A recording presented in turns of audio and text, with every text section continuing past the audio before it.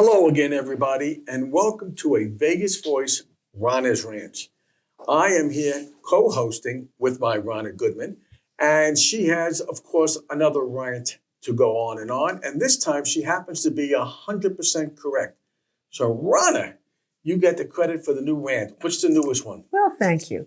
The newest one is a rant against a man I actually voted for, and I was proud at the time to say I voted for him. But when the vetoes hit his desk, it greatly disappointed me. And I'm talking about our new governor, Lombardo. And the veto had to concern the Death with Dignity Final Wishes Act. Absolutely. And why don't you tell everybody how much time we put in to get the petitions and what were they for, et cetera, et cetera. Go ahead, get them. We put in a little more than a year. We collected 2,000, how many? 674. 674 signatures on petitions with only 8 people voting against it or speaking out against it. And most of them were not speaking out on religious reasons. It was mostly theological and their moral values. And most of them wrote very nice letters. A couple aimed the letters at you were not so nice, but the ones that contacted me were very nice. They had good points. We responded to them. But mostly, what disappointed me is because as we get older, we find that we lose more and more friends. And sadly, in the last few years, I've lost a few friends from very debilitating, painful illnesses. And it made me realize that in my opinion, I won't say humble opinion, but in my opinion, I don't think the government has the right to tell us when we can check out of this world.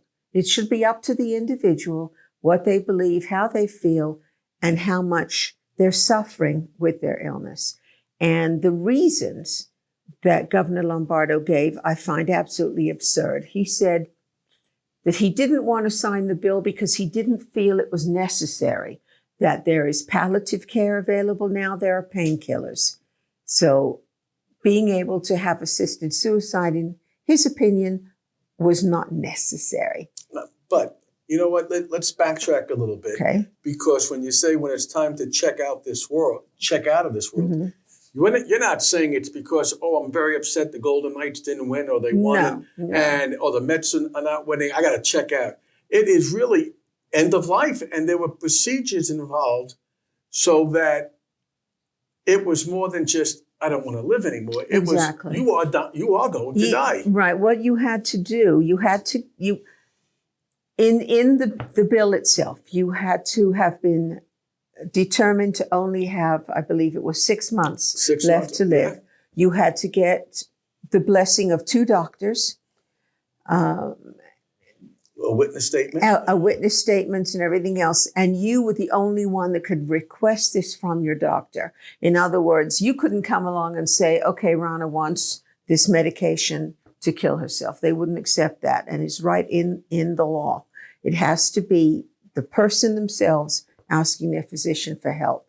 And if anybody has ever had anyone that they cared for with ALS, with stomach cancer, because I had a friend that passed from that, and it's very, very painful. And other things like that, that are painful illnesses that linger on and on.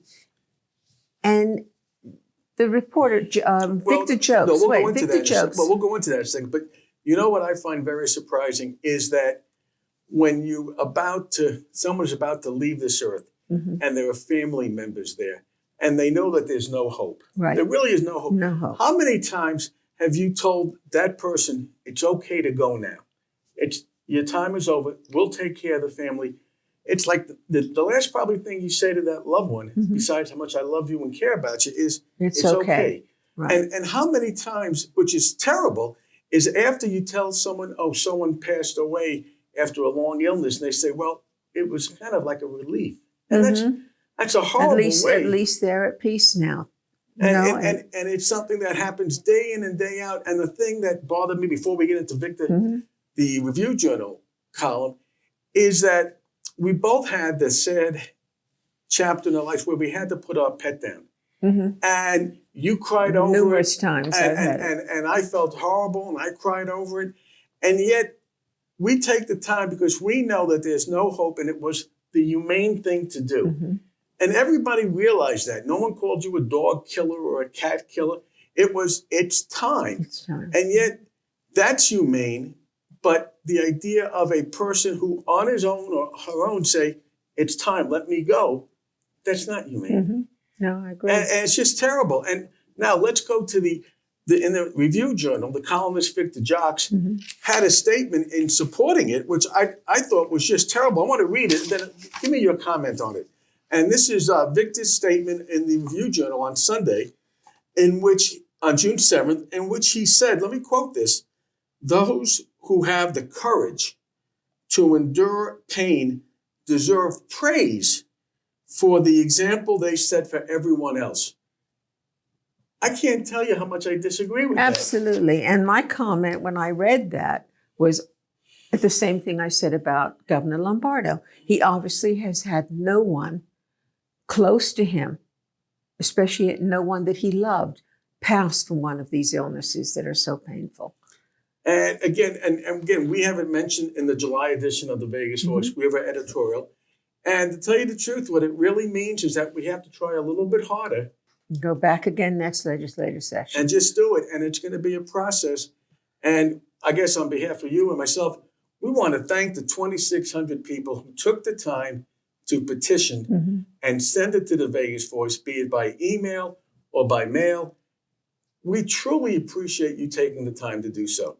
And even the 8 or so that really disagreed, a couple were very nice explaining why they believe it's against God's will, which they're entitled to their opinion. But the ones that compared me to Hitler, no, that wasn't nice. It wasn't that nice. So, there's no reason for that kind of reaction. So you get Rana's Rants, final thoughts. Go ahead. Final thoughts. I'm going to repeat again what happened with my father when he was at the end, just about. He used to have all his medication on the end table next to him. And one day my mother called me and she says, "I need you to come over. Your dad's driving me crazy." So I left my place of business. I ran over to their house and he's laying on the floor crawling towards the toilet.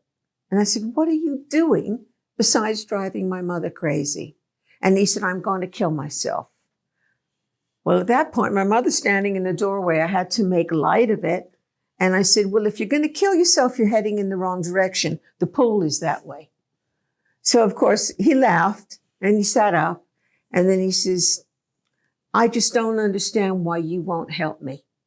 And I said, "Dad, I would love to help you. But if I help you, I go to jail and there's nobody left to take care of Mom. But you've got all that medicine sitting right next to you. You can help yourself if you wanted to." And I had to leave because I was losing it. Yeah. But he passed away a couple of months after that in Nathan Adelson Hospice. And my mother was angry at me for a very long time.